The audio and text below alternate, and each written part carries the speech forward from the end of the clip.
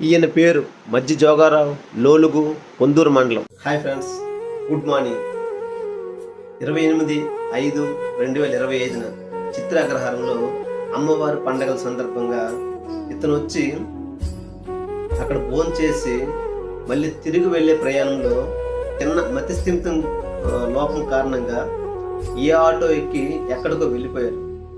ఆ రోజు నుంచి ఈ రోజు వరకు వాళ్ళ అబ్బాయి ప్రతిరోజు ఉదయం 6-7 నుంచి ప్రారంభిస్తున్నాడు పాపం. మళ్ళీ సాయంత్రం 6 వరకు 7 వరకు తను వెతుకుతూనే ఉన్నాడు.